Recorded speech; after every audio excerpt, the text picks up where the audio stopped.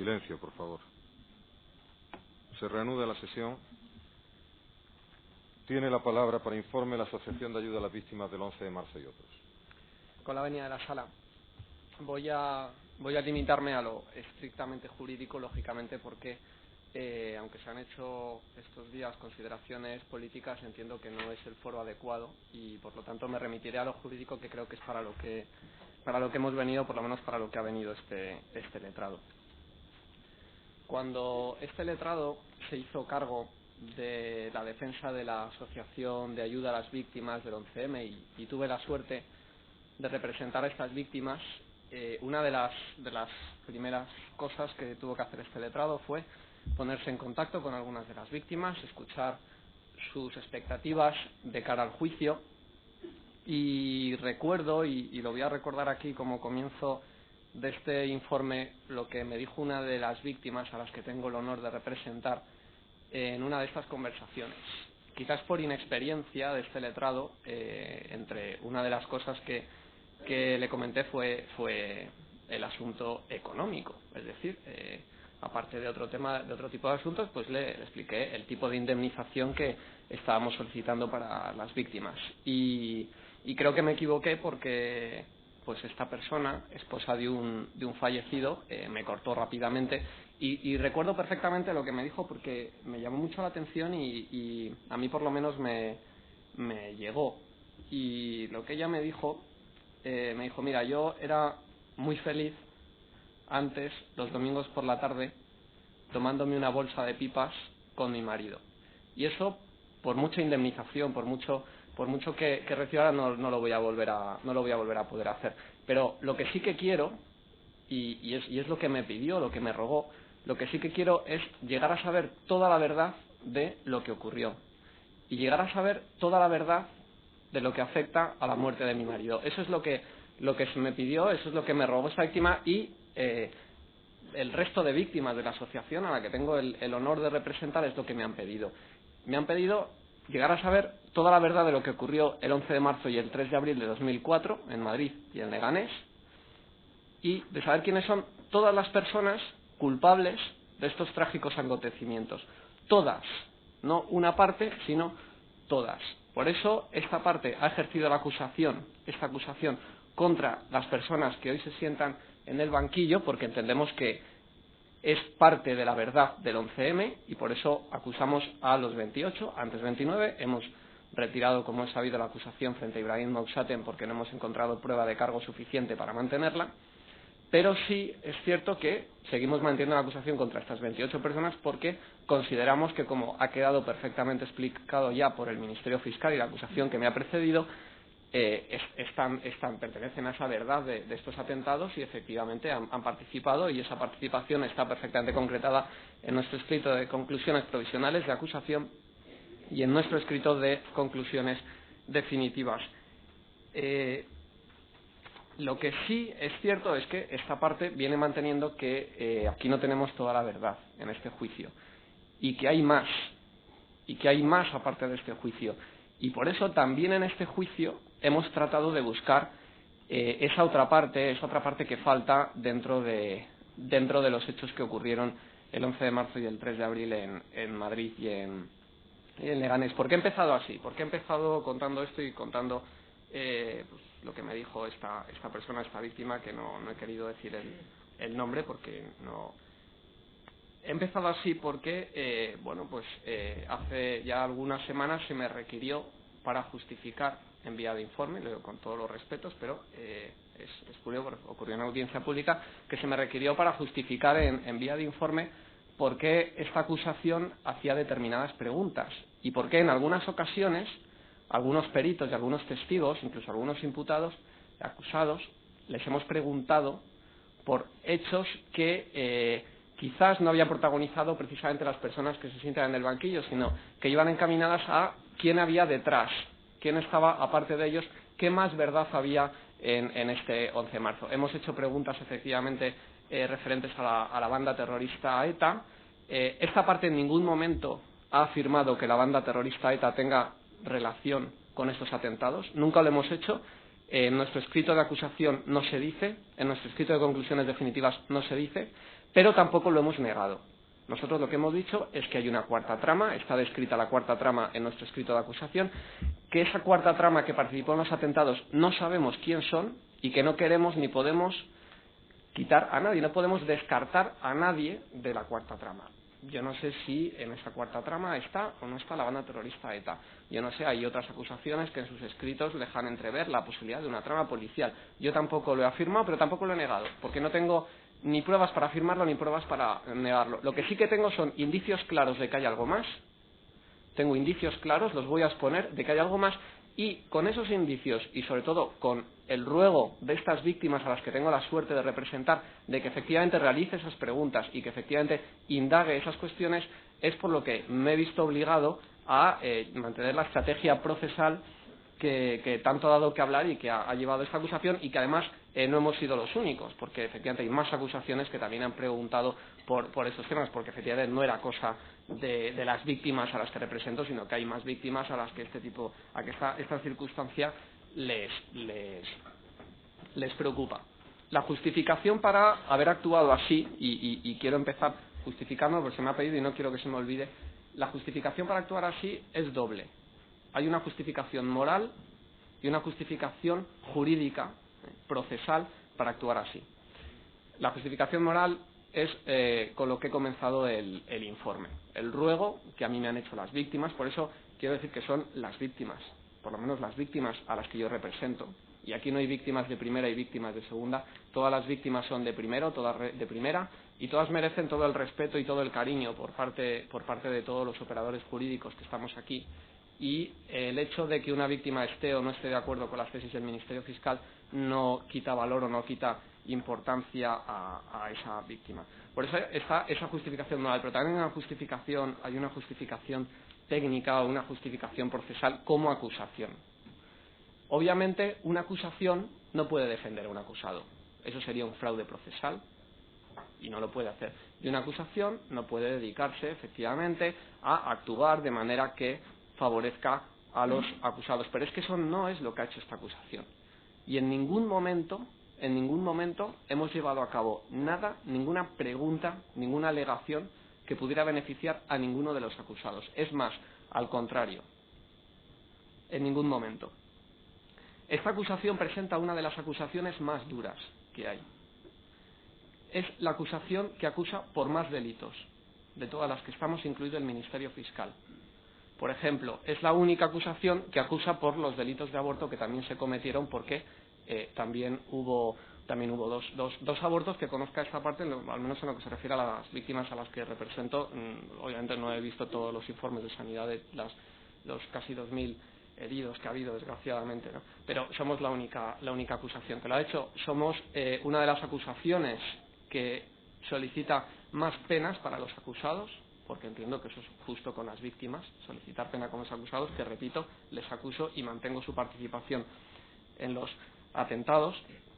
Y es más, tengo una de las pocas acusaciones que también acusa por los hechos de Leganés, como luego diremos, porque la cooperación necesaria de Suárez Trasorras y Antonio Toro, a nuestro juicio clara, en los hechos de Leganés, ha quedado fuera de la acusación del Ministerio Fiscal, pero esta acusación, por lógica y por coherencia, la mantiene. Por lo tanto, acusar, como se ha hecho a esta acusación, de esquizofrenia procesal, o como se le quiera llamar, de defender a los acusados, no solo es injusto, que lo es, sino que entiendo que es una falta de respeto injustificable hacia las víctimas a las que represento.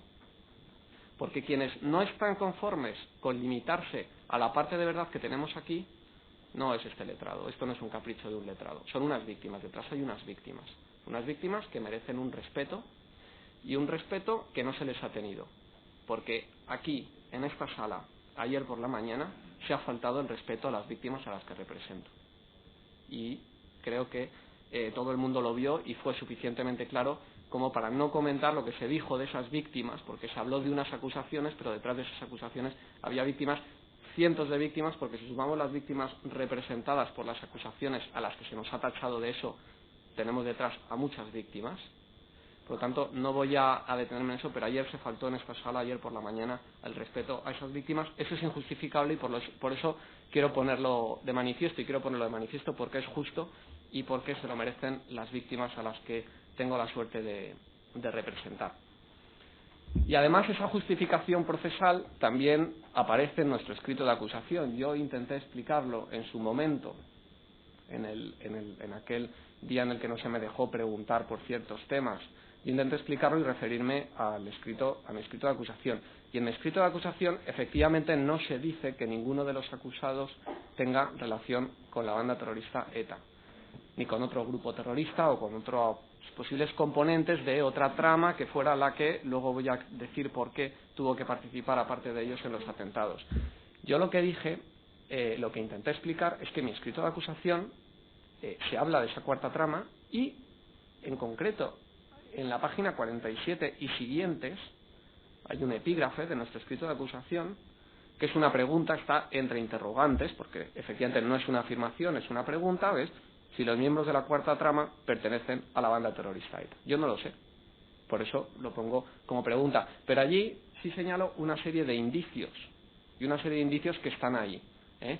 Hemos visto por aquí circular una serie de testigos, muchos, que han relacionado a los miembros de la trama asturiana, especialmente Antonio Toro, con tráfico de armas y explosivos, o en cuanto a los explosivos parece que fue un intento, más que que llegara a consumarlo, con la banda terrorista ETA. Y efectivamente, pues en algunos de los registros hechos también a miembros de la trama yihadista de estos atentados también han aparecido elementos que podrían hablar de unos posibles vínculos, ¿no? Y hemos, está acreditado lo que apareció en la celda de Abdelkrim Ben Smail, etcétera. No voy a hablar de eso porque no he venido además a hablar de eso, pero sí he querido empezar por allí para justificar esa postura procesal y para salir al paso de esas acusaciones injustas a toda luz que se han vertido sobre las víctimas a las que represento de esquizofrenia procesal. Esquizofrenia procesal no es tratar de investigar a todos los que puedan estar implicados en unos atentados, y no es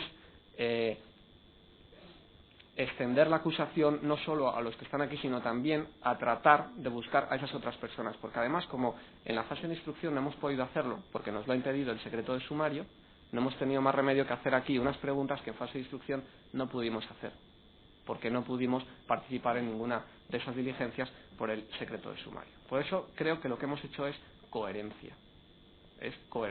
Lo que sí sería esquizofrenia procesal es, actuando como acusación, ejercer de abogados defensores de otro tipo de tramas, que aunque no estén aquí, en un futuro podría llegarse a ellas.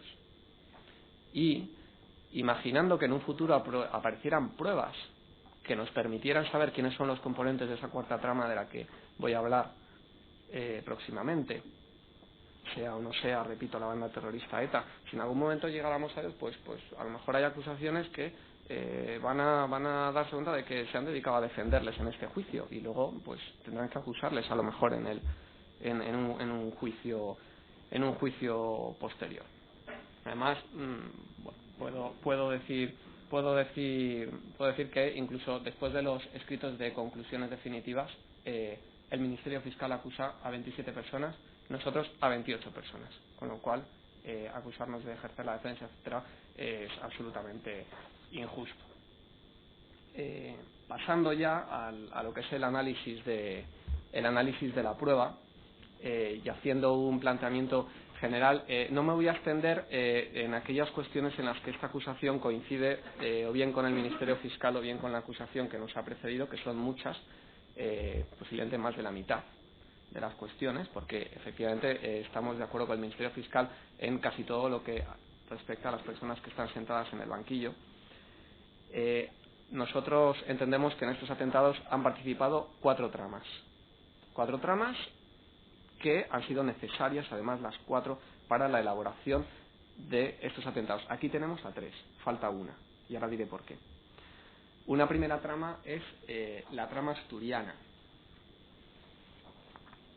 Esa trama asturiana, formada por un grupo de delincuentes comunes, nos ha hablado el Ministerio Fiscal extensamente de estas personas, pues Antonio Toro Castro, José Emilio Suárez Trasorras, etcétera. Nosotros coincidimos básicamente con el Ministerio Fiscal en cuanto a la calificación jurídica de los hechos que han protagonizado los miembros de la trama asturiana. Sí hay algunas cuestiones en las que no estamos de acuerdo y es a las que nos vamos a limitar. En el resto sí nos remitimos al informe del Ministerio Fiscal y al de la acusación que nos ha precedido. La primera es que nosotros entendemos que no ha quedado acreditado que ese tráfico de explosivos entre la trama asturiana y las otras tramas se extendiera también a la dinamita goma 2EC, sino que se limitó a la dinamita goma 2ECO. Y sobre esto hay muchas pruebas y hemos visto todos los envoltorios de explosivos que han aparecido de Leganés, porque en todos aparece la expresión goma 2ECO, no hay ninguno de goma 2EC en Leganés. Están todas las numeraciones de esos envoltorios. La dinamita que se dispensaba a Mina Conchita en esas fechas, recordamos que los robos que dan lugar a que pues, el grupo de Yamal Akmidan llegue a tener esa dinamita se producen en fechas muy cercanas a los atentados. En esos primeros meses del año 2004 la dinamita que se dispensaba desde hacía 2 años era tan solo goma 2ECO. Y además es que si nos fijamos en las muestras de explosivo intacto cuando fueron analizadas por la policía científica, que es quien tiene además esa labor de realizar los análisis científicos, luego hablaremos en el tema relativo a los explosivos. En esas muestras de explosivo intacto de la mochila de Vallecas, de la Renault Kangoo, del Skoda Fabia, del atentado fallido del AVE de Mocejón, siempre era goma 2ECO. No apareció ni un solo componente de la goma 2EC. Y en el año 2004, cuando la policía científica analizó esos restos de explosivo intacto, en ningún momento apareció ni dinitrotolueno ni nitroglicerina, que son los componentes que podrían distinguir en cuanto al dinitrotolueno la goma 2EC de la goma 2ECO y en cuanto a la nitroglicerina otras dinamitas como por ejemplo el titadín.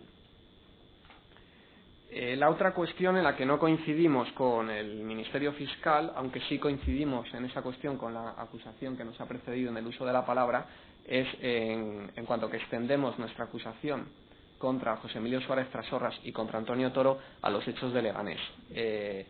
En la brillante intervención del fiscal, de don Carlos Bautista, esta mañana, hacía una pregunta muy gráfica. Decía, si alguien cree, más o menos, voy a ser incapaz, por supuesto, de decirlo con tanta brillantez como él, pero voy a intentarlo. Él hablaba de que si alguien cree que sin la participación de estas personas, José Emilio Suárez Trasorras o de Antonio Toro, habrían explotado los trenes. Y yo añado, si alguien cree que sin la participación de Antonio Toro y José Emilio Suárez Trasorras se hubiera producido la explosión de Leganés.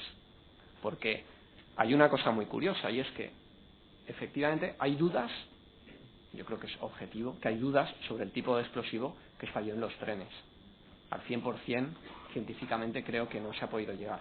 Pero en cambio creo que no hay dudas sobre lo que estalló en Leganés. Y en Leganés sí sabemos que estalló goma 2ECO. Y si en Leganés estalló goma 2ECO, las personas que proveyeron esa goma 2ECO han tenido una participación por cooperación necesaria. Por eso también acusamos a Antonio Toro y a Suárez Trasorras como cooperadores necesarios de los atentados del atentado de Leganés. Salvo que pues el Ministerio Fiscal se una a la teoría de la conspiración que niega, parece ser supuestamente que en Leganés pues haya estallado, pero esta parte cree que estalló goma 2ECO en Leganés efectivamente y que efectivamente aunque las personas, los autores materiales de esa explosión hayan fallecido, sí es cierto que el atentado se produjo, el delito se produjo, ha habido víctimas, luego hablaremos de las víctimas de Leganés porque muchas de ellas pertenecen a la asociación que represento, muchas de ellas están representadas por este letrado. Y efectivamente se produjo esa explosión y hay una cooperación necesaria. Por lo tanto, en este caso estamos más de acuerdo con la acusación A1 en cuanto a considerar a José Emilio Suárez Trasorras y Antonio Toro como cooperadores necesarios de la explosión de Leganés. En el resto, sí nos adherimos al Ministerio Fiscal. Hay una segunda trama, la formada por Yamal Ahmidan, el chino. Esta segunda trama formada por delincuentes comunes que en algún momento llegan a contactar con la tercera trama, que es la de los verdaderamente yihadistas. De esa trama de delincuentes comunes no vamos a añadir nada tampoco porque entendemos que ha quedado perfectamente explicado por el Ministerio Fiscal y del mismo modo de la trama yihadista. Estas tramas que estamos juzgando hoy y que entendemos que ha sido suficientemente contundente el Ministerio Fiscal al hablar de la calificación jurídica y de la valoración de la prueba de cargo que hay contra ellos. Por lo tanto, tenemos esas tres tramas: la trama asturiana, la trama de delincuentes comunes liderada por Yamal Ahmidan, el chino, y la trama yihadista que habría liderado en un principio Mustafa Maimouni, pero que después de su detención por los atentados de Leganés habría pasado a ser liderada por Serhan Ben Abdelmayid, el tunecino. Vamos a hablar ahora de la autoría material. Esta parte, la autoría material, coincide esencialmente con el Ministerio Fiscal, pero sí queremos hacer una precisión que además creemos que da más fuerza a la acusación. En concreto, en cuanto a Yamal Zougam, por supuesto esta parte no acusa a Yamal Zougam por la tarjeta de la mochila de Vallecas, porque no encontramos entidad suficiente, pero sí le acusamos por los reconocimientos que se producen, en concreto en el tren de Santa Eugenia. Nosotros en nuestras conclusiones definitivas consideramos a Yamal Zougam autor de la colocación del artefacto explosivo de Santa Eugenia, pero de ningún otro, porque además entendemos que es la manera de dar coherencia a esta acusación. Efectivamente, Yamal Zougam ha sido reconocido en 3 trenes distintos. Ha sido reconocido pues saliendo en entrevías del tren que explosionaría después en Atocha, aunque es la testigo protegido X11 que cambia en un momento de opinión, porque primero había reconocido a Abdelmayid Bouchar, después reconoce a Yamal Zougam. Por lo tanto, es un reconocimiento al que nosotros no le damos validez. Tampoco damos validez, aquí sí diferimos del Ministerio Fiscal, al testigo protegido A27, que es el que reconoce a Yamal Zougam en el tren del Pozo, porque efectivamente la descripción que hace esta persona de Yamal Zougam es de una persona que coloca una mochila en el piso de abajo de un vagón en el que el artefacto explosivo explota en el piso de arriba, porque los trenes del Pozo, como es sabido, tenían dos pisos. Por lo tanto, entendemos que hay un error en ese reconocimiento. En cambio, sí nos merecen toda la credibilidad los reconocimientos de los testigos protegidos C65 y J70, que son los que le reconocen en Santa Eugenia, porque entre estos testigos protegidos además existe una coherencia total en la descripción que realizan de Yamal Zougam, del peinado, de la ropa, incluso de las actividades que realiza su actuación en el tren, e incluso dan detalles como el codazo que recibe uno de los testigos, dan detalles que permiten dar una credibilidad a que recuerden la presencia de Yamal Zougam en el tren de Santa Eugenia. Y además es que si nos limitamos al tren de Santa Eugenia, pues evitamos el problema de tener que explicar por qué Yamal Zougam en un tren va vestido de una manera y en otro de otra manera, y por qué en uno tiene una férula en la nariz, en otro no la tiene, etcétera. Por lo tanto, nosotros, porque creemos que es más coherente, entendemos que donde estuvo Yamal Zougam es en el tren de Santa Eugenia. En cuanto a la autoría material de Abdelmayid Bouchar, nos adherimos a lo que ya ha dicho el Ministerio Fiscal. Nosotros seguimos considerándole, a pesar del cambio de opinión del testigo protegido X11, nosotros seguimos manteniéndole como autor material por los mismos argumentos que ha ofrecido el Ministerio Fiscal. Y en cuanto a Bassel Gayoom, al igual que el Ministerio Fiscal, también hemos retirado la acusación de autoría material, ya que el testigo protegido B78 rectificó en el juicio oral y reconoció que la persona a la que había visto era Daoud Ouanani. Vamos a pasar ahora al tema de los explosivos.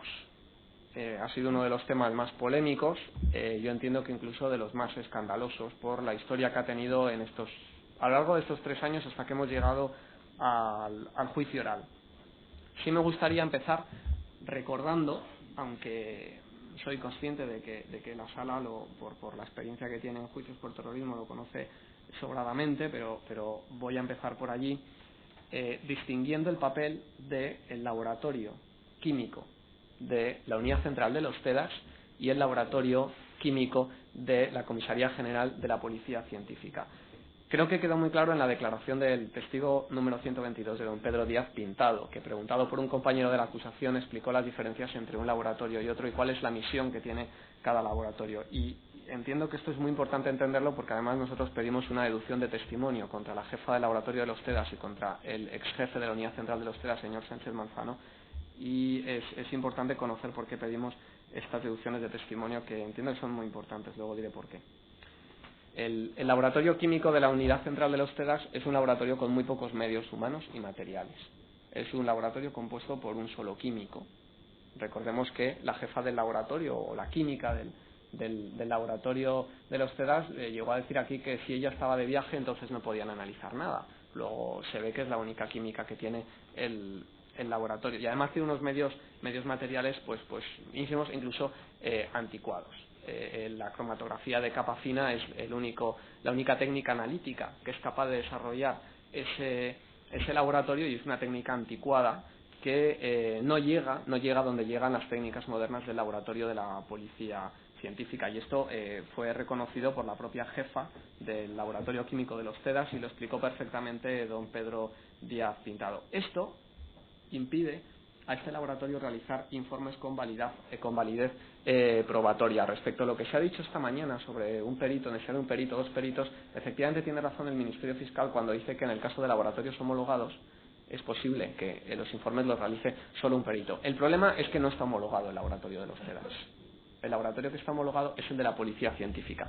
Por eso no puede realizar análisis científicos con validez a efectos de la Ley de Enjuiciamiento Criminal, porque no está homologado, porque tiene unas técnicas muy antiguas, una técnica muy antigua, que es la de la cromatografía de capa fina, porque no puede realizar más técnicas analíticas, porque solo tiene como recursos humanos un solo perito, etcétera. En cambio, todo cambia en el laboratorio de la Comisaría General de la Policía Científica. Y don Pedro Díaz Pintado nos explicó pues la cantidad de medios materiales que tienen. Es uno de los más preparados de Europa, este laboratorio, y además tiene pues unos científicos de primera categoría. Tanto es así que el Tribunal Supremo en muchas ocasiones ha considerado una prueba irrebatible los análisis que realiza la Policía Científica, porque efectivamente es un laboratorio pues técnicamente muy preparado y muy bueno. ¿Y qué ocurre cuando se produce una explosión y en el legajo número 1 de prueba anticipada está acreditado hasta la sociedad, a pesar de que aquí ha habido gente que no ha dicho la verdad sobre ese tema, y ahora lo explicaremos? Cuando se produce una explosión por atentado terrorista, cada laboratorio tiene una función distinta. El laboratorio de los CEDAS, con esos pocos medios que tiene, puede hacer un análisis rápido, un análisis urgente que es necesario porque puede haber más bombas trampa y porque los efectivos de los CEDAS pueden necesitar unos primeros datos de aproximadamente qué podría haber explotado y cuál podría haber sido aproximadamente el explosivo empleado en una explosión, en un atentado terrorista. Eso vale a efectos del trabajo de esos primeros momentos de los CEDAS en un atentado terrorista, pero para llevar a cabo el análisis científico, el que va a tener una validez probatoria, se envían siempre, y remarco siempre, las muestras al laboratorio de la Policía Científica, salvo que exista algún motivo, y aquí no hemos podido saber cuál es el motivo por el que no se enviaron desde un primer momento a la Policía Científica esas muestras.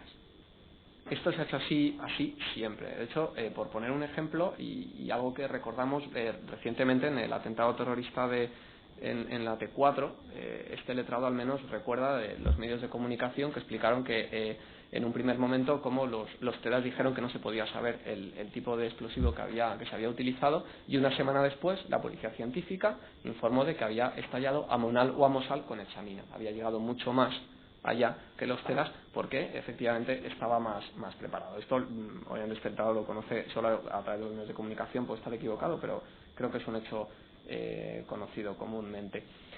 El hecho es que está acreditado en el legajo número 1 de prueba anticipada, esa lista famosa de 47 páginas, con análisis realizados por la Policía Científica sobre restos de explosiones, y cada uno de esos informes tiene grapado el oficio de la Unidad Central de los CEDAS remitiendo sustancias no pesables, sustancias de explosivo explosionado, a la Policía Científica.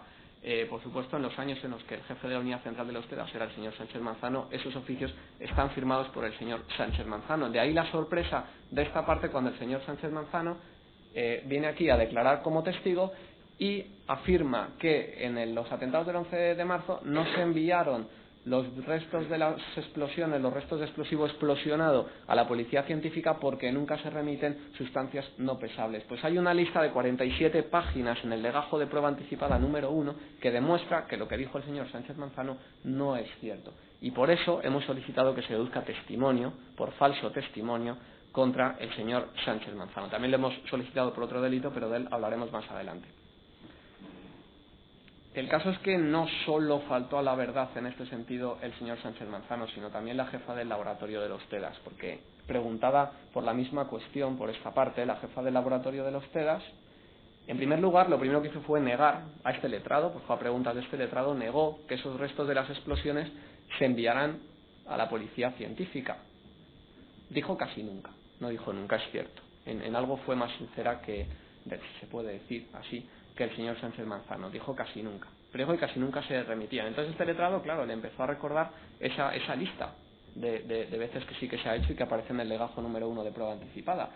Cuando se le habló del primer informe, ella recordó que había estado de viaje en Barcelona y entonces no lo podía analizar y se mandó a la policía científica. Pero después, cuando empezó a escuchar la retahíla de informes periciales de la policía científica porque ella le había remitido sustancias explosivos explosionados, por ejemplo, hay muchos que son restos algodón con restos que con acetona se han recogido restos de las explosiones, tornillos que han quedado impregnados con restos de explosivos, etcétera, fue incapaz de dar una explicación. Se limitó a decir que ella había dicho casi nunca, pero fue incapaz de dar una explicación. Por eso esta parte también ha solicitado deducción de testimonio contra la jefa del laboratorio de los TEDAS. Además, es que la versión dada por el señor Sánchez Manzano y por la perito de los TEDAS, la policía con carné número 17.632, repele a la lógica y al sentido común. No podría entenderse que lo fácil de analizar, es decir, el explosivo pesable, el que no ha explosionado, el que requiere menos técnicas y el que es más fácil llegar a saber qué es porque está entero, lo analice la policía científica, que es la que tiene todos los medios. Y en cambio, lo que ha explosionado, que es lo difícil, donde pueden faltar elementos, donde pueden estar en cantidades muy pequeñas, eso lo analice el laboratorio malo, por decirlo de alguna manera, el laboratorio con pocos medios humanos y materiales. Sería absurdo y si se hicieran así las cosas, pues habría que replanteárselas, pero es que no se hacen así y a la prueba nos remitimos. El caso es que en los atentados del 11M vemos que por primera vez en la historia, en un atentado terrorista, los TEDx eluden remitir los vestigios de las explosiones a la policía científica. ¿Por qué? No lo sé. El caso es que eluden remitir los vestigios de las explosiones a la policía científica y es la primera vez que lo hacen. Yo espero además que esas dos deducciones de testimonio que he pedido nos ayuden a saber el motivo e incluso nos ayuden si eso tiene relación con la cuarta trama de la que vamos a hablar más adelante. Y hay más preguntas que nos podemos hacer. Por ejemplo, si fuera cierto lo que dijo la jefa del laboratorio de los TEDAS de que los únicos componentes que había encontrado en su primer análisis eran nitrato amónico y nitroglicol, si eso fuera cierto, seguro que nos habrían remitido a la policía científica. Si el resultado de los primeros análisis que hizo ella efectivamente eran compatibles con la goma dos seco y no con ningún otro explosivo, ¿por qué? ¿Habría algún motivo para eludir remitirlo a la policía científica? Por eso me pregunto qué resultado dieron esos primeros análisis. Es cierto que la jefa del laboratorio de los TEDAS, requerida por el tribunal, aportó unas hojas en limpio, remarco lo de en limpio, de los resultados de los primeros análisis, los supuestos resultados de los primeros análisis. A esta parte le ha sorprendido porque ha visto el original, no solo la copia que se ha entregado a las partes, sino que consultó en secretaría el original de esos folios y le ha sorprendido, después de 3 años de realizar los análisis, la pulcritud y limpieza que tienen esos apuntes. Es realmente sorprendente porque no hay ni una sola mancha, ni una arruga perfectamente en esas hojas que ha conservado en estos tres años. Al parecer en el laboratorio de los TEDAS las muestras de explosivos se contaminan todos los días, pero las anotaciones que se guardan durante 3 años, yo diría que las deben conservar en tubos Falcon. Pues con estos datos y con el procedimiento bajo secreto de sumario, es como llegamos al punto en el que se levanta el secreto de sumario y las acusaciones, las representaciones de las víctimas, por primera vez, años después, 2 años después, más de 2 años después de los atentados, tenemos acceso al sumario. Y lo primero que comprobamos es que durante esos 2 años ni los TEDAS han remitido a la policía científica los restos de las explosiones, ni el Ministerio Fiscal ha solicitado al instructor que ordene a los TEDAS remitir esos restos de las explosiones a la policía científica, ni el señor instructor ha ordenado que los TEDAS remitan esos vestigios de las explosiones a la policía científica. Ni siquiera tenemos ya los trenes para pedir nuevos análisis, porque ya se habían desguazado cuando se levantó el secreto de sumario, antes de que las acusaciones pudiéramos pedir unos nuevos análisis sobre esos restos de los trenes. Y no solo eso, sino que a partir de entonces se cuentan por decenas las solicitudes de las representaciones de las víctimas para pedir que se analicen científicamente, que se analicen por la policía científica los restos de las explosiones. Y el instructor, por principio, lo deniega. Como ha denegado todas las pruebas, esto es así que hemos pedido las representaciones de las víctimas, porque con todos los respetos hacia el señor instructor, pero no tenemos más remedio que denunciar que la instrucción, a nuestro juicio, ha sido absolutamente unilateral y ha sido de espaldas a las representaciones de las víctimas, porque ninguna solicitud de prueba realizada, de diligencia realizada por las representaciones de las víctimas ha sido acogida y ha sido admitida. Entre ellas, las más graves, las de los explosivos. Y así llegamos al juicio oral, en el que, dada esa situación, el tribunal se ve en la necesidad de acordar la práctica de una nueva prueba pericial que se tenía que haber hecho 3 años antes, porque el tribunal pues se encuentra con que le llega un sumario en el que falta el análisis científico del cuerpo del delito. Lo primero de la investigación falta. Y se tiene que hacer en febrero de 2007 lo que se tenía que haber hecho en marzo de 2004, esos análisis científicos. Estoy seguro de que si esa prueba pericial, que no ha tenido más remedio que ordenar el tribunal, es una prueba que una de las partes que solicitó fue esta acusación, si esa prueba se hubiera hecho en su momento, que es en marzo o en abril, como muy tarde, de 2004, cuando los restos de las explosiones estaban más recientes, estoy seguro que no habríamos tenido discusiones de contaminación y que los problemas que ha dado esa posible contaminación, luego hablaremos de ello y de la interpretación que hace esta parte de esa contaminación, estoy seguro que nos habríamos librado de esos problemas, no los habríamos tenido. El caso es que se acuerda la prueba y el número de muestras que se ponen a disposición de los peritos es de 23. Es decir, 12 explosiones, 2 de ellas controladas. El atentado más grave de la historia de Europa. 23 vestigios para analizar. 23. No da ni a 2 por foco. Ni a 2 por foco. 23 restos. Esos son los que se entregan. Los propios peritos en la página 18 de su informe dicen que dada la magnitud del atentado las evidencias de los focos parecen escasas. Lo dicen de modo suave, parecen escasas, que lógicamente son muy poco. Pero es que no solo eso, es que de algunos focos ni siquiera han recibido muestras, porque si vemos las anotaciones entregadas por la jefe del laboratorio de los TEDAS, vemos que cuando habla de las explosiones en la calle Tellez, hay 4 explosiones, 4 focos, y ella analiza los 4 focos, aparece en sus notas, en esas notas que ha entregado ya al tribunal, dice, foco número 1 de Tellez, tal resultado, foco número 2 de Tellez, este resultado, foco número 3 y foco número 4. Y resulta que en las muestras que se entregan a los peritos que han hecho esta última prueba pericial, hay solo restos de 3 focos de Tellez. Está la muestra M66 del foco número 1 de Tellez, la muestra M611 de un foco de Tellez, no se sabe de cuál es porque no lo pone en la etiqueta, y la M71D, que es un clavo, solo uno, un clavo, del foco número 3 de Tellez. Y nos preguntamos dónde están las evidencias recogidas en el foco de Tellez que falta. Y qué resultado le dieron a lo mejor a la jefa de laboratorio de los TEDAS esas muestras del foco de Tellez que falta, para que ahora no se hayan entregado muestras de ese foco a los peritos. Es más, otro de los focos de los que sí se han entregado muestras, el foco número 3 de Tellez, lo único que se recoge es un clavo. O sea, del foco número 3 de Tellez se ha podido analizar un clavo. 10 kilos de dinamita estallan. Se recoge un clavo, o se entrega, mejor dicho, no se recoge un clavo, se recogen más cosas. Pero se entrega solo un clavo a los peritos.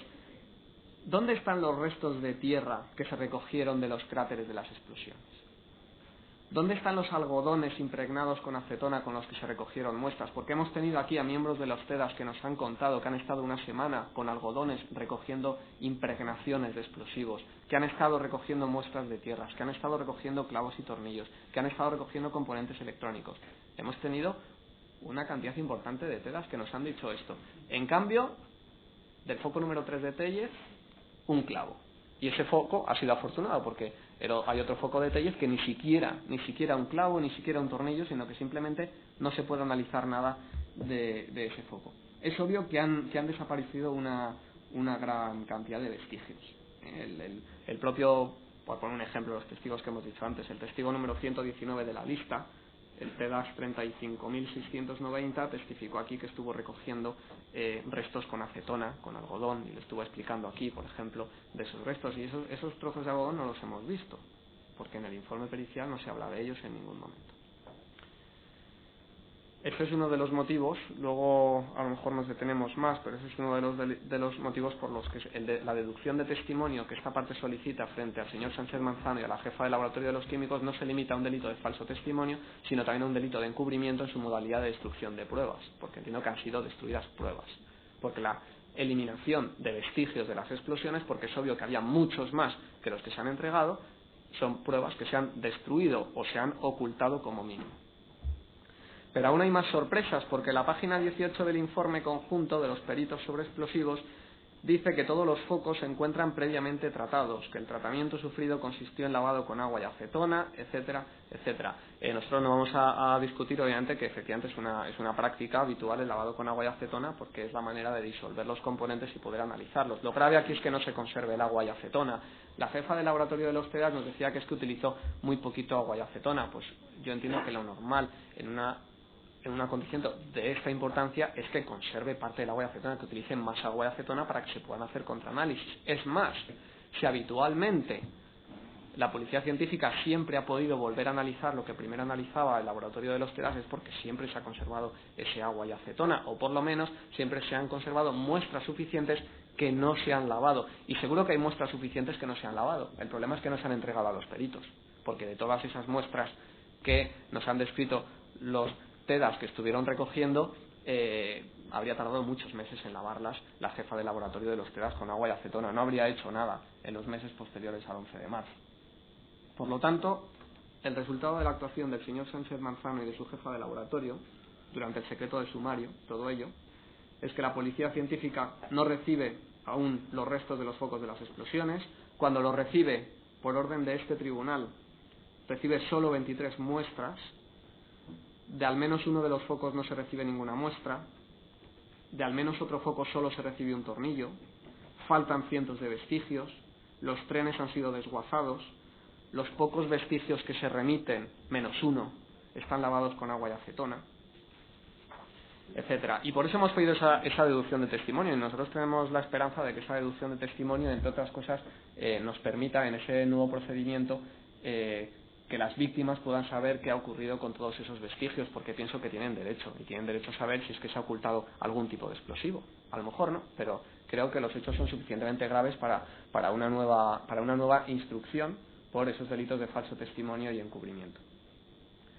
Vamos ya al resultado final de los análisis de los focos. Aparecen en ese resultado final, y voy a hablar ahora en primer lugar de los focos, es decir, del explosivo que sí que ha explosionado, aparecen dos componentes que son comunes al agomado seco y al titadina, el nitrato amónico y el nitroglicol. Eso aparece en la gran mayoría de los focos de las explosiones. Aparece un componente que pertenece al agomado seco, pero no al titadín, el talato de dibutilo. Y aparecen dos componentes que pertenecen al titadín, pero no al agomado seco, el DNT y la nitroglicerina. Uno de ellos, la nitroglicerina, desde el año 1992 tampoco pertenece al agomado F. Y vemos que en una de las muestras, la muestra M1, la que no lavó con agua y acetona el laboratorio de los TEDAS, tiene una comparativa de cromatogramas con el análisis realizado a la muestra de titadín, que, como nos explicó muy bien uno de los peritos, es bastante similar. Y la explicación dada por uno de los peritos de la Guardia Civil de que si se compara con un cromatograma de explosivo titadín explosionado es diferente, es una explicación que no es razonable, porque, como también explicó otro de los peritos, cuando se produce una explosión, la cantidad que queda de un componente o de otro es bastante aleatoria, con lo cual es normal que en unas ocasiones los picos de nitroglicol, por ejemplo, sean mayores que los de nitroglicerina o los de nitrotolueno, o viceversa, y que puedan cambiar esos picos, porque estamos hablando de una explosión, con lo cual el resultado es aleatorio, no estamos hablando de explosivo explosionado. Se ha intentado desacreditar el resultado de la muestra M1 mediante un argumento demagógico, como es el porcentaje de nitroglicerina que aparece en esa muestra. Digo que es demagógico porque estamos hablando de explosivo explosionado, no intacto. Lógicamente, más del 99% de la muestra no puede ser nitroglicerina porque es polvo de extintor. Estamos hablando no del análisis de una sustancia explosiva, sino del análisis de una sustancia, polvo de extintor, que ha quedado manchada por restos de explosivo. Por lo tanto, es lógico que ese 0,0034% de nitroglicerina no sea superior, porque son meras impregnaciones. No obstante, efectivamente hay una pregunta que hay que hacerse, y es por qué aparecen componentes en muestras en las que no deben aparecer. Aquí hay un ejemplo muy claro, es la muestra M10-3, es una bolsa de cocaína en la que aparece un componente de la goma doseco, como es el talato de dibutilo, y un componente del titadín, como es el dinitrotolueno. Lógicamente, la cocaína ni tiene talato de dibutilo, ni tiene nitroglicerina, dinitrotolueno en su composición. Esto ha aparecido en más muestras que no son muestras de los focos, y por lo tanto esto requiere una explicación. Y se han ido dando varias, se han intentado dar varias explicaciones. Cada vez que ha aparecido una sustancia políticamente incorrecta en un foco de la explosión, es decir, primero el dinitrotolueno, después la nitroglicerina, entonces ya lo primero era buscar una explicación que siempre fuera distinta a que esos componentes hubieran estado en la explosión inicial. Primero se habló de la hipótesis, y subrayo hipótesis, de la contaminación en fábrica. Pero esa hipótesis, según la cual en las fábricas de Maxan, la antigua Unión Española de Explosivos, en Páramo de Masa, había estado fabricando en un primer momento goma 2EC, y después cambió en el año 2001-2002 a goma doseco, y por lo tanto el dinitrotolueno de la goma 2EC podía haber contaminado las primeras partidas o algunas partidas de goma doseco. Eso ha quedado en evidencia, que eso es falso, porque la propia Maxam informó a los peritos, y consta en su informe, que en ningún control de calidad realizado ha aparecido ni un solo miligramo de dinitrotolueno en ningún momento en muestras de goma doseco. Los peritos además han analizado muestras patrón de goma doseco en las que no aparece dinitrotolueno, fabricadas en 2006, 2005, 2004, en muchos años. Y además es una hipótesis, la de la contaminación en fábrica, que no explica la aparición de nitroglicerina, porque la goma 2EC no se fabrica con nitroglicerina desde el año 92, con lo cual no ha podido quedar, ahora después de 10 años en las torbas, esos restos de nitroglicerina en cantidad suficiente como para contaminar las nuevas partidas de goma doseco. Una vez descartada esta hipótesis, hubo que buscar otra. Se buscó la de la contaminación en la mina. Según esta hipótesis, el hecho de que en Mina Conchita, y esto es cierto, hubiera goma 2EC, podría haber hecho que allí se hubieran contaminado partidas de goma doseco, pero aquí estamos en el mismo problema, y es que en el explosivo intacto de la mochila de Vallecas, de la Renault Kangoo, de Leganés, del AVE de Mocejón, ya en el año 2004, y estas sustancias sí que las analizó la policía científica en 2004, no había dinitrotolueno, lo cual descarta una contaminación en Mina Conchita. Además, hay 3 muestras que son en este sentido son muy llamativas, son las 3 muestras en las que se dividió el explosivo del AVE. Este explosivo se dividió en 3 muestras, 2 fueron custodiadas por la Guardia Civil, una por los TEDAS. La única que presenta contaminación es la que han guardado los TEDAS, no las de la Guardia Civil, con lo cual esto nos lleva a la conclusión de que la posible contaminación se ha tenido que producir en el almacén de los TEDAS, porque se ha producido después del año 2004, porque en el año 2004 el AVE de Mocejón no tenía esa contaminación, las muestras del AVE de Mocejón las ha tenido después, y solo en la parte de ese explosivo explosionado que se ha utilizado, que han almacenado los TEDAS. Y después hemos llegado a la hipótesis que aquí defendió con vehemencia el director de la pericia sobre la hipótesis de la contaminación ambiental en el almacén de los TEDAS. Esa es una hipótesis que efectivamente ha traído mucha polémica, porque de los 8 peritos que vinieron aquí a hablarnos de explosivos, 4 estaban a favor, 2 con más convencimiento que otros, y había 4 que lo negaban y que no veían explicación científica a esa posible hipótesis.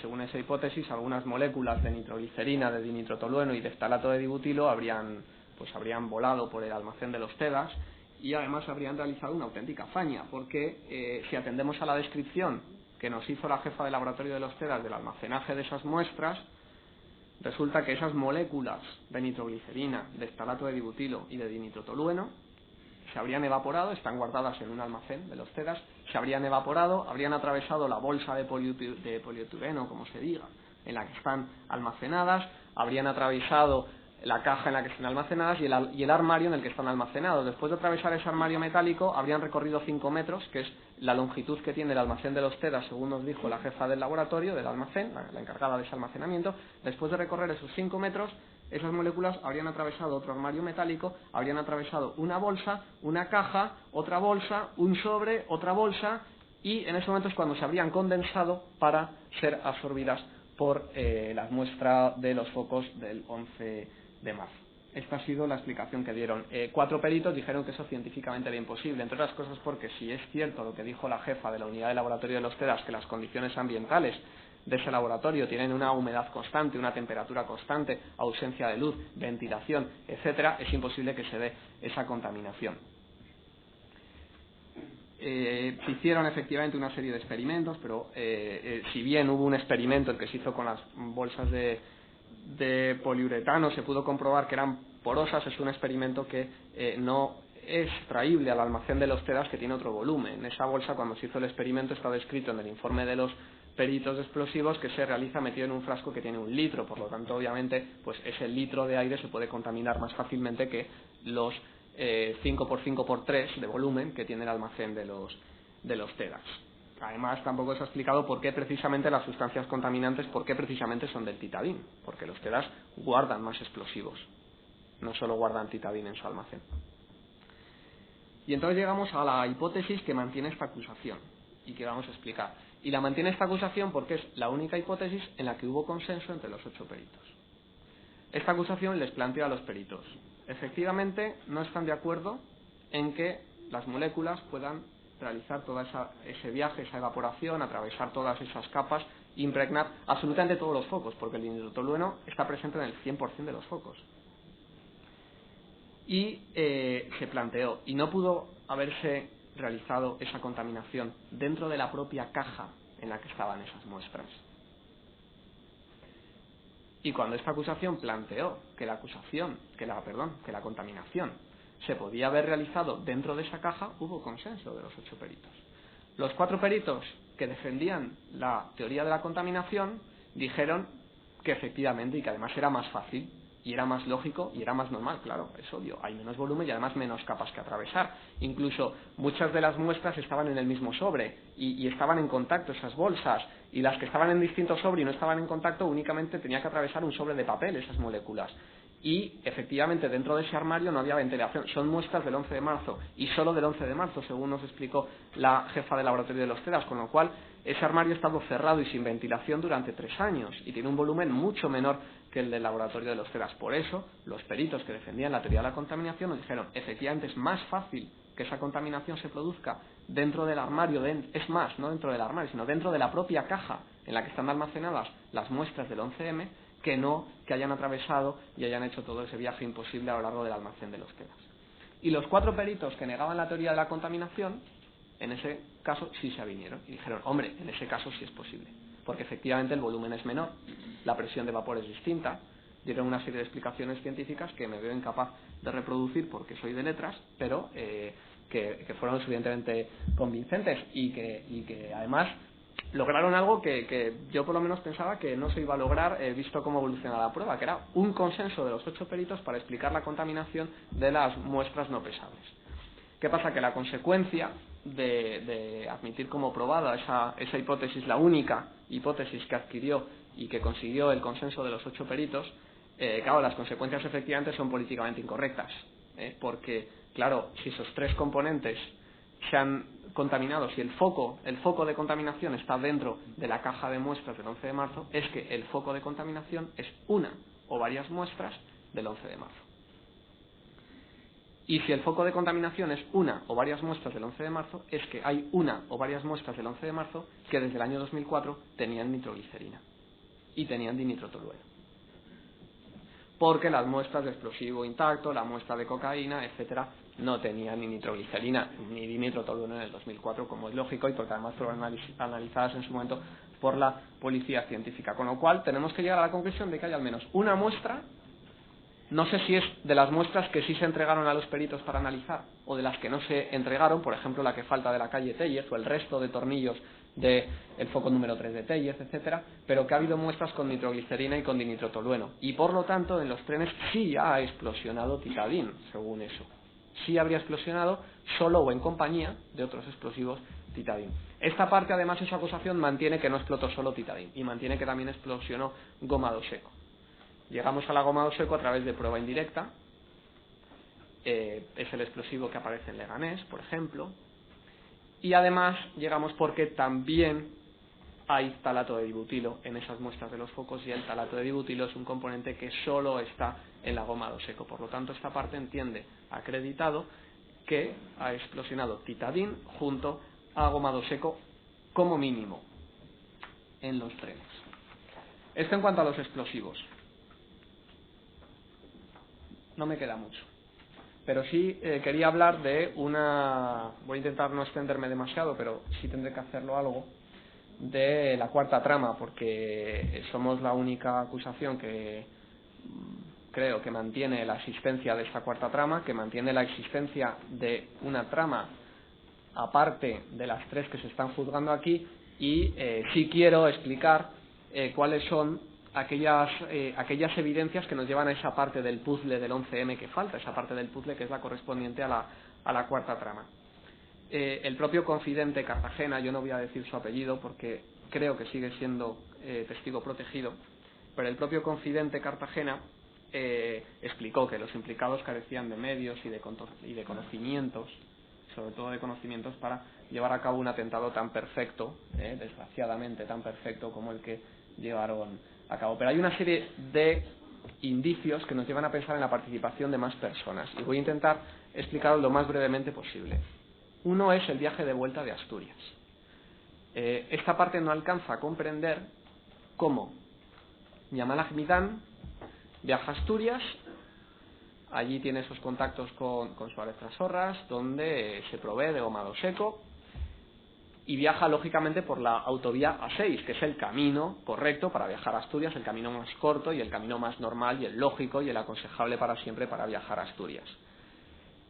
El caso es que vuelven el 29 de febrero, pero vuelven por otro camino distinto, y además con un agravante, y es que el 29 de febrero, ese fin de semana, se produce uno de los mayores temporales de nieve que hemos vivido en España últimamente, un temporal en el que muchos vehículos llegaron a quedarse atrapados en las carreteras. Y en medio de ese temporal, Yamal Ahmidán, cargado de explosivos, en lugar de volver por el camino más corto y por la autovía A6, se recorre toda la cornisa cantábrica, pasa el puerto del Escudo y vuelve por la autovía de Burgos.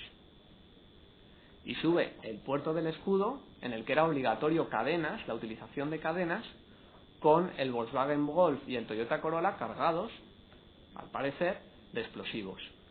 Lógicamente no se entiende, ni es prudente ni es lógico que Yamal Ahmidán, el chino, tome esa decisión de volver por Burgos. Por lo tanto, tiene que tener algún sentido esa vuelta por Burgos, tiene que tener algún sentido. Y esta parte entiende que en esa vuelta tuvieron que encontrarse con alguien, no solo con el policía que les pone las multas, sino que tuvieron que encontrarse con alguien más. Es más, durante la vuelta de ese viaje resulta que Yamal Ahmidán a las 4 de la tarde, a las 2 de la tarde, perdón, llama a Othman el Kanawi para que le suba un clavo largo, es decir, un clavo grande, es decir, un arma y un coche, con Rifat Anwar y con Rachid Oulaf. Bueno, pues el caso es que no solo vuelve por Burgos, no solo vuelve atravesando el puerto del Escudo, sino que encima necesita ayuda de alguien que se vea con él en Burgos y que además vaya armado y que además lleve otro coche. Si han podido pasar el puerto del Escudo con esos dos coches cargados de explosivos, ¿por qué necesitaban otro coche más? ¿Por qué necesitaban un arma? ¿Por qué necesitaban a Othman el Kanawi, a Rachid Oulaf y a Rifat Anwar, etcétera? Nosotros entendemos que allí tuvo que haber una reunión. Y además, siguiendo el trayecto por las BTS, ahí se comprueba que con alguien tuvieron que verse. Y no sabemos con quién. Othman el Kanawi no nos lo quiso decir cuando fue preguntado por este letrado, pero con alguien se tuvieron que ver. Y probablemente algo les tuvo que entregar ese alguien, porque efectivamente hace falta subir un coche más. Este es uno de los indicios. Hay otro indicio, a nosotros nos parece más claro todavía, que es el de lo que ocurre en Morata de Tajuña la semana antes de los atentados. Hay consenso, parece, entre las acusaciones del Ministerio Fiscal, vistos los escritos de conclusiones, en que los artefactos explosivos se montan en Morata de Tajuña la semana anterior a los atentados. De hecho, los teléfonos móviles que se activan a la vez que el teléfono móvil de la mochila de Vallecas, etcétera, se compran el 3 de marzo, el 4 de marzo y el 8 de marzo. Con lo cual, en esa semana se tienen que montar los artefactos explosivos. Y por la conversación telefónica del 2 de marzo entre Othman el-Kanawi y Yamal Ahmidan, que fue intervenida por la UDICO, sabemos que Yamal Ahmidan le dice a Othman el-Kanawi, el 2 de marzo, que al día siguiente por la tarde van a venir unas personas a Morata de Tajuña y que él no puede ir a Morata de Tajuña porque no puede ver a esas personas. Y prohíbe a personas de su máxima confianza, como Othman el-Kanawi o como Hamid Ahmidan, les prohíbe acudir a Morata de Tajuña en esa semana. Y en esa semana se aloja alguien en Morata de Tajuña. Y en esa semana se montan los artefactos explosivos. Y en esa semana se compran los teléfonos móviles que van a actuar como iniciadores de los artefactos explosivos. Pues esta acusación hasta ahora no sabe quiénes son esas personas. Yamal Ahmidan les dijo a Othman el-Kanawi y a Hamid Ahmidan que se trataba de una familia. Yo sinceramente no me imagino a Yamal Ahmidan el chino primero montando él solo los artefactos explosivos y mucho menos montándolos con una familia con hijos rondando por la casa. Obviamente no es algo que no me imagino. Y obviamente ahí hubo unas personas y esas personas tuvieron que participar en el montaje de los artefactos explosivos en esa semana, en una semana crítica, la semana en la que se montan los artefactos explosivos. Y esto nos vuelve a llevar a la cuarta trama. Nos vuelve a llevar a personas desconocidas que no están aquí, personas que esta acusación ha buscado y tenemos la esperanza de encontrar en algún momento.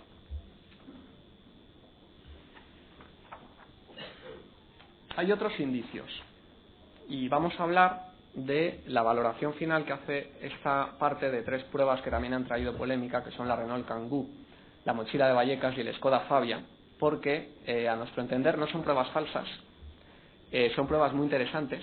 Lo que pasa es que son pruebas que hay que saber leer, porque son pruebas que no llevan en una sola dirección, sino que son pruebas que llevan a 2 direcciones, y una de esas 2 direcciones es la de la cuarta trama de la que venimos hablando. En cuanto a la Renault Kangoo, hemos escuchado aquí a don Luis Garrudo, el portero de la finca de la calle Infantado de Alcalá de Henares, que encuentra, que localiza, que alerta a la policía de la existencia de la Renault Kangoo. Esa persona habla de 3 personas que se bajan de la Renault Kangoo, una de ellas se dirige a la estación de Alcalá de Henares, van con pasamontañas, en un día de calor, es decir, van llamando la atención. Yo no me imagino que unos terroristas en un día de calor, la manera de ocultarse sea presente unos pasamontañas que hacen llamar la atención, y de hecho llaman la atención de don Luis Garrudo. Da la impresión de que están llamando la atención sobre esa furgoneta Renault Kangoo. Se acerca a la taquilla esa persona y, según nos refirió Raquel Fernández, la testigo número 287, la taquillera de la estación, le llama la atención 3 cosas. En primer lugar, lo abrigada que iba la persona que se baja de la Renault Kangoo. En segundo lugar, la larga conversación que mantiene con la taquillera. O sea, no se limita a pedir un billete. Por supuesto no lo compra en una máquina automática, que la sabía, y dijo la taquillera que la sabía, sino que se dirige a la taquillera, otra vez para llamar la atención. Mantiene una larga conversación. Y según la taquillera, habla en español con acento de español. Esto lo dijo en instrucción. Aquí en el plenario dijo que hablaba un español correcto sin acento. Los acusados, quitando a los de la trama asturiana, creo que no hablan español con acento de español, no hablan con acento marroquí o con acento magrebí, pero no con acento de español, ni tienen ese aspecto de españoles que describe la taquillera de Alcalá de Henares. Esto no significa que la Renault Kangoo sea una prueba falsa, porque efectivamente aparece ADN de persona que está implicada en los atentados. Y efectivamente parece ser que aparecen restos de explosivos, incluso restos de detonadores que son de mina Conchita. El problema es averiguar quién deja allí la Renault Kangoo, porque la deja una persona que habla en español con acento de español, que probablemente, yo no sé si esa persona colocó o no colocó alguna de las mochilas. Es posible que no, porque es posible que los terroristas fueran en otros vehículos y que lo hicieran llamando menos la atención que los de la Renault Kangoo. Pero tenemos una persona que habla español con acento de español y que deja una Renault Kangoo en la calle Infantado de Alcalá de Henares, y que esa Renault Kangoo hace que en menos de 3 días, y el Ministerio Fiscal ha dicho, y en eso estamos de acuerdo, que uno de los principales objetivos del atentado era interferir en las elecciones que tenían lugar 3 días después, pues asegura que en menos de 3 días se pueda seguir esa pista yihadista dentro de la investigación, que podría colaborar al buen fin del objetivo del atentado. Por lo tanto, efectivamente no tiene por qué ser una prueba falsa, pero es una prueba que no solo nos lleva a los acusados, sino que también nos lleva a la persona que deja allí la Renault Kangoo. Repito, una persona que habla en español con acento de español. El otro indicio, la mochila de Vallecas. La verdad es que esta parte, después de la abundante prueba practicada, se ve incapaz de saber si la mochila de Vallecas estuvo o no estuvo en el tren del Pozo. Pudo estar, pudo no estar. Efectivamente, aparece junto a unos objetos que proceden de la estación del Pozo. También es cierto que llama la atención que los TEDAS revisen uno por uno todos los objetos durante 4 veces y no les llame la atención una mochila cargada de 10 kilos de explosivos. Esta parte no se va a pronunciar si estuvo o no estuvo. Entendemos que la acusación de los acusados no cambia si estuvo o no estuvo. Entendemos que sigue siendo una prueba porque sigue apareciendo explosivo de mina Conchita y sigue apareciendo una tarjeta telefónica que es una del grupo que se activa en Morata de Tajuña. ¿Qué ocurre? Que la mochila de Vallecas, tanto si estuvo en los trenes como si no estuvo en los trenes, también nos lleva, al igual que la Renault Kangoo, a la cuarta trama. Vamos a suponer que estuvo en el tren del Pozo, como mantiene el Ministerio Fiscal. Vamos a decir que estuvo en el tren del Pozo. Bueno, pues en este caso tenemos que atender a la declaración testifical del TEDAX que desactiva la mochila de Vallecas en el Parque Azorín. Y este TEDAX, cuando describe la mochila de Vallecas que desactiva en el Parque Azorín, habla de 2 manos en la elaboración de ese artefacto explosivo. Y ese TEDAX que desactiva la mochila de Vallecas nos dice que por un lado hay una mano de una persona ingeniosa, especialista en preparar artefactos explosivos, que lo ha tenido que hacer más veces, que sabe hacerlo y que realiza un montaje ingenioso de la mochila de Vallecas. Pero que después dice que hay otra mano más inexperta que es la que hace lo último, que es conectar las rabizas de los detonadores, que es lo que se hace al final, cuando es inminente la comisión del atentado, porque hacerlo antes sería peligroso para la seguridad de los propios terroristas. Y que esa persona es la que olvida utilizar correctamente la cinta adhesiva, etcétera, que es lo que hace que falle la mochila de Vallecas porque acabe desconectándose una de las rabizas, ¿no? Por lo tanto, habla de 2 manos. Obviamente la lectura es muy clara. La primera mano son esas personas que estuvieron en Morata de Tajuña esa semana y que no sabemos quiénes son. Y esa es la primera mano, las personas que montaron los artefactos. Y eso de que cuando el 10 de marzo esas personas se van de Morata de Tajuña, Yamal Agmidán y el resto de terroristas pues conectan esas rabizas de los detonadores y lo hacen tan mal, porque son más inexpertos, lo hacen tan mal que ni la mochila de Vallecas ni las que son explosionadas controladamente en Atocha y en el Pozo llegan a explosionar. Obviamente si la mochila de Vallecas no estuvo en el tren del Pozo, entonces ya la remisión a la cuarta trama es más lógica, aunque daría miedo pensar quién compondría esa cuarta trama. Y en cuanto al Skoda Fabia, entendemos que es la prueba más clara de la participación de una cuarta trama, porque vuelve a ocurrir lo mismo, tampoco es una prueba falsa el Skoda Fabia. Y en el Skoda Fabia, efectivamente, aparecen restos de ADN y restos de explosivos que llevan a los acusados y que son pruebas de cargo. El problema es quién coloca el Skoda Fabia en la calle Infantado de Alcalá de Henares en junio de 2004. Porque, salvo que estemos en el caso de la película esta de Regreso al Futuro, no se comprende la aparición del Skoda Fabia, porque nos han explicado varios policías, testigos, que el 11 de marzo peinan la calle Infantado de Alcalá de Henares, peinan toda esa zona de Alcalá de Henares, entre ellas la calle Infantado, y no les sale un coche robado Skoda Fabia. Y además hemos visto todos vídeos, fotos de la calle Infantado de Alcalá de Henares, y en el 11 de marzo, en el lugar donde luego va a aparecer el Skoda Fabia, no hay un Skoda Fabia, hay otro vehículo diferente. Por lo tanto, no estaba el 11 de marzo. Esto no significa que sea una prueba falsa, pero sí significa que ha sido colocado después. Y obviamente es difícil que unos terroristas que han fallecido en Leganés en abril de 2004 pongan en junio de 2004 un vehículo. Y más todavía para poner unos artefactos explosivos que van a explotar en marzo de 2004. Por eso el Skoda Fabia lo ha puesto una persona distinta a estas 3 tramas que están aquí sentadas en el banquillo. Y por eso el Skoda Fabia también nos lleva a esa cuarta trama. Una cuarta trama que una de las cosas que hace es asegurar que estas personas son condenadas, entre otras cosas, por motivos de la intención que tenían a la hora de cometer el atentado. No sabemos efectivamente quién es la cuarta trama. a esta parte siempre se nos ha dicho que nosotros hablamos de ETA, de ETA, de ETA. Nosotros hemos dicho que es una de las posibilidades, pero posibilidades hay muchas. Nosotros no descartamos ninguna, tampoco afirmamos ninguna, ni tenemos pruebas suficientes para decir que esa cuarta trama son miembros de la banda terrorista ETA, pero tampoco las tenemos para descartarlo. Sí nos llama la atención el esfuerzo del Ministerio Fiscal y sobre todo de algunos miembros de la policía por descartar esa participación de ETA. Nos llama la atención y nos parece curioso. Por ejemplo, nos parece curioso que unos policías, y estamos hablando de un procedimiento en el que esta parte también está personada como acusación particular, el del ácido bórico, que unos policías de gran prestigio de la policía científica, como es el facultativo número 9 y el facultativo número 11 de la policía científica, realicen un informe en el que se limiten a decir que una sustancia que han encontrado apareció 2 años antes en un piso franco de ETA, algo que han hecho siempre, porque en todos los informes, y también hay informes de estas personas en el legajo número 1 de prueba anticipada, y en todos sus informes, siempre que han encontrado o han analizado una sustancia que ha aparecido en otras ocasiones, siempre lo han dicho, porque tienen una base de datos, y entonces ha aparecido este componente, y este componente apareció hace unos años en un sitio, hace otros años en otro sitio, por si eso sirve a la investigación. El caso es que aquí hacen lo mismo, pero claro, aparece la palabra maldita, que es la palabra ETA, y resulta que sus superiores les dan órdenes de quitarlo de ETA. Ellos se niegan y tenemos el informe falsificado. Hemos aportado además al procedimiento el auto de apertura de juicio oral y el auto de conversión de procedibilidad del juzgado de instrucción número 35, en el que se piden penas de hasta 6 años de cárcel para el comisario general de la Policía Científica, Miguel Ángel Santano, y para los otros 3 miembros de la Policía Científica que falsificaron ese informe para que no apareciera la palabra ETA.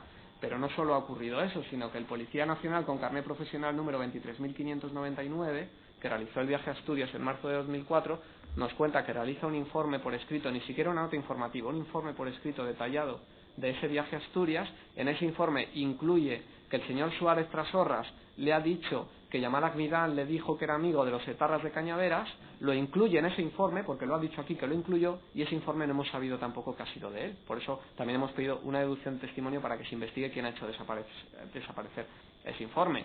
Y el culmen ha sido la pericial número 55, en la que un miembro de la policía ha llegado a decir que la única banda terrorista que tiene Titadín es la banda terrorista ETA, pero que la aparición de Titadín en un atentado no es indicio suficiente para pensar en la banda terrorista ETA. Eso entiendo algunas cosas más grotescas que hemos escuchado a lo largo de esta prueba. Y ya para terminar, quería hablar muy brevemente de unas cuestiones relativas a las víctimas a las que representamos. En primer lugar, a las víctimas no reconocidas. Esta parte solicita el reconocimiento como víctimas de 8 personas más a las que reconoce el Ministerio Fiscal. 8 personas que elevarían el número de lesionados a 1.849 en los trenes, y por eso nosotros estamos acusando a los autores materiales de los atentados de los trenes por 1.849 atentados terroristas en grado de tentativa y no 1.841, y que nosotros entendemos que sí son víctimas y que sí que estuvieron en los trenes. El Ministerio Fiscal no les considera víctimas porque el médico forense, en una rápida entrevista, el médico forense ha hecho un trabajo estupendo y un trabajo formidable que hay que reconocerle, y entre otras cosas ha examinado a más de 2.000 personas, y eso es un trabajo exhaustivo y que además pienso que lo ha hecho muy bien, y no quiero que esto se entienda como una crítica a los señores médicos forenses que han participado, que además hay que reconocer su trabajo, que ha sido estupendo. Pero el médico forense no ha considerado acreditado que estas personas hayan estado en los trenes. Y lo ha hecho, y reitero todo mi respeto y agradecimiento a los médicos forenses, pero lo ha hecho utilizando unos criterios que no podemos compartir. El ejemplo más llamativo es el de una de las víctimas, una de las que más ha sufrido estos años, doña Daniela Tudorachescu. Hemos hablado de ella especialmente en nuestro escrito de acusación, y voy a hablar especialmente de ella. El médico forense no da credibilidad al relato de doña Daniela Tudorachescu, pero es que el argumento que da es la situación social de doña Daniela Tudorachescu. Yo invito al tribunal a leer en la pieza de lesionado de doña Daniela Tudorachescu el informe del médico forense en el que no acredita considerada su condición de víctima. Se basa exclusivamente en su condición social, en que se trata de una inmigrante con pocos medios. Lo he leído, y esto es inaceptable. El relato de la señora Tudorachescu es absolutamente coherente. La señora Tudorachescu cuenta que iba en el tren procedente de Móstoles con destino a Méndez Álvaro. no es uno de los trenes que explotaron. Yo me imagino que una víctima que quiere fingir se situaría en uno de los trenes que explosionaron, no en otro tren en el que no tiene ni siquiera por qué saber que en ese momento se encontraba en el tren de Atocha. Hay decenas de víctimas reconocidas que estaban en este mismo tren. De hecho, cuando realiza el primer informe médico forense, aparece en esa prueba de lesionado, en el primer informe del médico forense en el que no se le considera víctima, el propio Ministerio Fiscal se asombra, y hay un escrito del Ministerio Fiscal en el que dice, vamos a ver, si es que habla de un tren en el que hay muchas víctimas de ese tren y el relato es acorde con lo que ocurrió en ese tren. Pero aún así el médico forense se ratifica en descartar a la señora Tudoracescu como víctima. El hecho es que ese tren estaba estacionado en Atocha, que entró todo el humo de las explosiones, que cundió el pánico, que las víctimas que estaban en ese tren salieron corriendo, hubo una estampida, que en esa estampida la señora Tudoracescu cayó al suelo, que fue pisada por la avalancha y que padeció una serie de lesiones físicas y lesiones psicológicas de estrés postraumático por los hechos vividos. La situación actual de la señora Tudoracescu es terrible. Es una de las personas que más atención han requerido del equipo de psicólogos de la asociación, que también están haciendo y han hecho un trabajo extraordinario que hay que reconocerles. Y es terrible porque es que a la señora Tudoracescu no solo ha tenido que padecer haber sido víctima de los atentados, sino que se le ha deducido testimonio por simulación de delito. Ha tenido que acudir a declarar a los juzgados de Plaza de Castilla como imputada por simulación de delito. Y lo ha tenido que hacer 2 veces, porque después de que se archivara la primera, el juez instructor volvió a ordenar otra deducción de testimonio por segunda vez. Y este letrado tuvo que acompañar a la señora Tudoracescu por segunda vez, otra vez al juzgado, en el que cuando llevamos testimonio de que ya se había archivado en otro juzgado distinto, lógicamente pues se asombró el juez de la doble deducción de testimonio contra la señora doña Daniela Tudoracescu. Efectivamente, en ambos juzgados se archivó rápidamente la causa contra doña Daniela Tudoracescu, como se ha hecho contra muchas otras víctimas a las que se ha acusado por eso. El hecho es que hemos aportado un informe pericial del doctor don Santiago Delgado Bueno, que ratificó su informe aquí en la prueba pericial número 81, un informe pericial que no ha sido impugnado ni por el Ministerio Fiscal, ni por la Abogacía del Estado, ni por ninguna defensa, y un informe pericial en el que explica que el relato de la señora Tudoracescu es absolutamente coherente y que las lesiones que padece se corresponden con ese relato de hechos y se corresponde con haber sufrido efectivamente esos hechos, especialmente el estrés postraumático y también la lesión que padece en un hombro. Esto es aplicable a las otras 7 víctimas de las que solicitamos también su reconocimiento como víctima, ¿no? Quería hacer una especial mención a Kenneth O'Day, porque también trajimos un testigo, doña Elizabeth Helen, que le conoce, que le ayudó, etcétera. Nosotros no hemos traído como testigo al propio Kenneth porque nos lo han desaconsejado los psicólogos de la asociación, que nos han desaconsejado traer víctimas para no hacerles revivir esos hechos y para no aumentar su sufrimiento y sus lesiones psicológicas. Por eso hemos traído un testigo de referencia, y lo mismo en cuanto a las otras víctimas. Es cierto, y esta parte es consciente de que ha habido personas que han intentado pasar por víctimas sin serlo. Es cierto. Esta acusación solo está pidiendo el reconocimiento de las 8 que a esta acusación le dan credibilidad. De las 8 que hemos conocido y que se han acercado, porque se han acercado más a esta asociación y no les hemos dado credibilidad, y por eso no pedimos su reconocimiento, pero de estas 8 sí le damos credibilidad. Y este letrado tiene el convencimiento moral de que estas personas son víctimas de estos atentados. Y aunque es cierto que hay víctimas que han intentado pasar por víctimas sin serlo, pienso, después de ver sobre todo lo que ha sufrido especialmente doña Daniela Tudoracescu, a la que me he referido especialmente, después de ver eso, pienso que más valdría equivocarnos y concederle la condición de víctima a una víctima dudosa que de equivocarnos y negárselo, visto el sufrimiento que se ha causado a algunas de estas personas. Creo que más valdría equivocarnos por ese lado que por el restrictivo de negar la condición de víctima a una persona, que hay bastantes datos que nos llevan a pensar que esa persona ha sido víctima. Por eso pedimos el reconocimiento de estas 8 personas. También quería hablar de las víctimas de Leganés. Trajimos como testigo a don Alberto Maeso, uno de los vecinos de la calle Martín Gaite de Leganés. También el médico forense, cuando ha revisado a estos vecinos de Leganés, ha dicho que no hay nexo causal entre las lesiones que padecen y la explosión. Y lo dice porque en el momento de la explosión estaban fuera del cordón policial. Menos mal que estaban fuera del cordón policial, porque si no, no tendrían las lesiones que tienen. Probablemente y desgraciadamente habrían fallecido. Afortunadamente estaban fuera del cordón policial. El hecho es que don Alberto Maeso nos explicó aquí muy claramente cuál fue el sufrimiento y el shock que pasaron esos vecinos a lo largo de esas 2 horas esa tarde en Leganés, escuchando los cánticos árabes de los terroristas, escuchando los disparos, temiendo por sus propias vidas, y eso durante 2 horas, porque tardaron 2 horas en ser evacuados, porque hasta cercanas las 8 de la tarde no fueron evacuados, y eso les causó una situación de miedo, de pánico, que ha hecho que, por ejemplo, muchos vecinos de Leganés no han podido volver a la localidad de Leganés y han tenido que cambiar de vivienda, que muchos están en tratamiento psiquiátrico, que muchos están en tratamiento psicológico. Hemos aportado también informe pericial del doctor don Santiago Delgado Bueno, en el que explica esas lesiones padecidas por los vecinos de Leganés, entiende que sí que hay nexo causal, porque no encuentra otra causa a que esos vecinos que no pueden volver a Leganés no puedan volver a Leganés que la explosión de Leganés, que no la explosión en sí mismo, sino el sufrimiento padecido durante toda esa noche, lo que supone la pérdida de la casa, etcétera, etcétera. Y eso ha causado unas lesiones que están allí. Y por eso solicitamos su reconocimiento también como víctimas y la indemnización que les corresponde por las lesiones sufridas. En cuanto a la responsabilidad civil de las víctimas de los trenes a las que representamos, ya es conocido que en cuanto a los fallecidos, al igual que el resto de acusaciones, hemos traído el mismo importe, la misma indemnización de 1 millón de euros, atendiendo, entendemos, a la especial gravedad de estos atentados terroristas, que son unos atentados terroristas especialmente graves, especialmente traumáticos para las víctimas, y hemos descrito en el escrito de conclusiones definitivas al que nos remitimos el resto de indemnizaciones que solicitamos. Unas en base a los informes de sanidad del médico forense y aquellas que han sido vistas por el perito don Santiago Delgado Bueno, que también aquí ratificó sus informes periciales. Nos hemos basado en las lesiones descritas por este médico forense.